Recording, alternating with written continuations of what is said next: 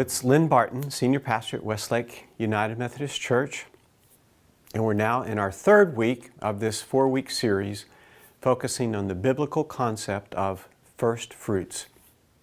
It's an ancient concept rooted in the Jewish understanding of offering the first in time and the first in quality back to God, who gave us all that we have. Our key verse for each of these weeks is Proverbs 3:9. Honor the Lord with your substance and with the first fruits of all your produce.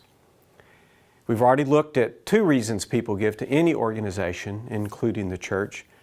The first was people give because they believe in the mission of the group. The second was that people give because they believe in the fiscal stability of the group. Today we look at the third reason people give. They believe in the leadership of the group. Now at this point the lesson gets a little personal. I realize as the senior pastor that you as members of Westlake United Methodist Church have placed a lot of trust in me and my leadership. I thank you for that trust, and I try to earn it week after week by being well prepared as I preach and lead worship, as I teach disciple Bible study and other classes, as I visit and pray with folks in hospitals and homes and businesses, as I perform funerals and weddings and baptisms, as I work with various teams like missions and stewardship and the Staff Parish Relations Committee, and as I help people grow in relationship with Christ. But there are many other paid staff in whom you've grown to trust. Hi, I'm Diana Sanchez-Bouchon, and I'm the Director of Music and Worship here at Westlake. Hi, I'm Karen Capolino, and I'm the Office Administrator. I'm Diane Kofal, and I minister to youth. Hi, my name is Susan Finnegan, and I'm the Director of Handbell Ministries. I'm Tim Cook, and I'm the accountant for Westlake United Methodist Church. My name is Hillary Martin, and I'm the Director of Children's Ministries. My name is Jonathan Kofal. I help out with the point and take care of technical arts for the church. Hi, I'm Stephen Cron. I'm the organist, pianist, choral accompanist here. I'm Frank Webster, and I'm the director of the Foundation Praise Band. Each week we've been talking in small groups, and I'd like for you to do that now, to be in groups of 2 to 4 persons and talk amongst yourselves about your interaction with some of these staff members here at Westlake United Methodist.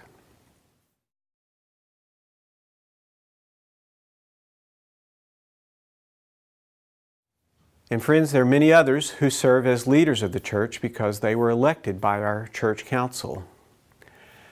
I can't thank these people enough for all that they do for this congregation and for Christ.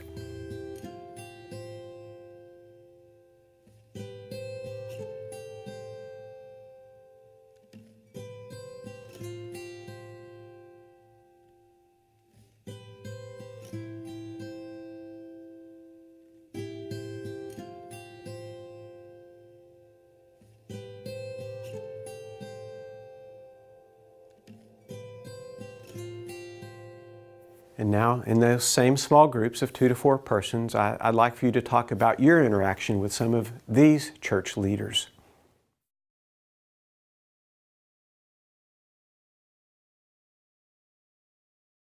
What I'm trying to get across is this, that people don't give to programs, they give to people.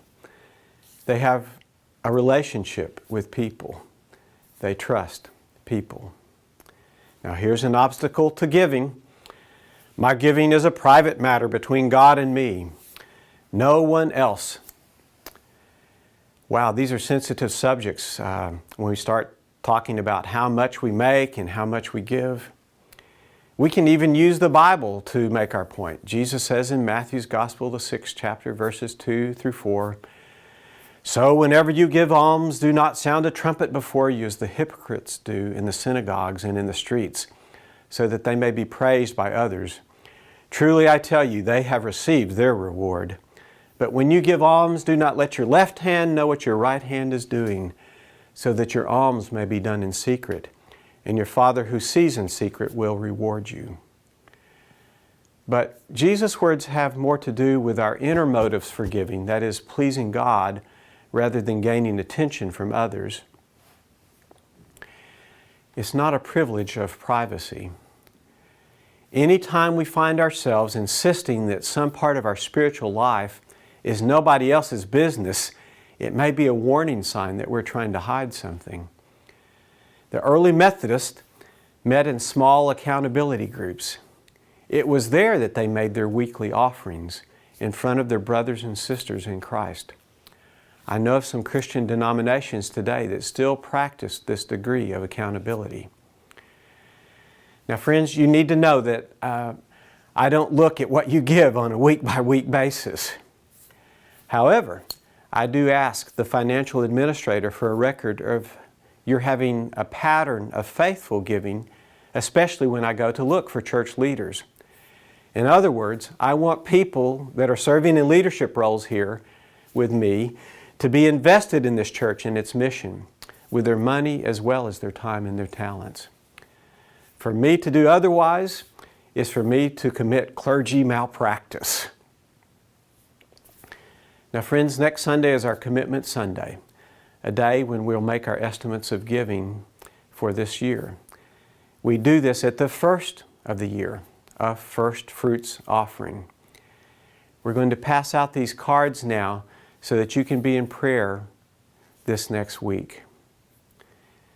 Each week I've been asking you at the close of these sessions to pause for just a moment and reflect. What is the take-home message from this lesson for you? And what is one action step that you can take towards first fruits generosity? If you have time at the end of this lesson, I'd love for you to talk in small groups, those 2 to 4 persons, about your takeaway and what your first step might be. And then let your large group leader close you in prayer.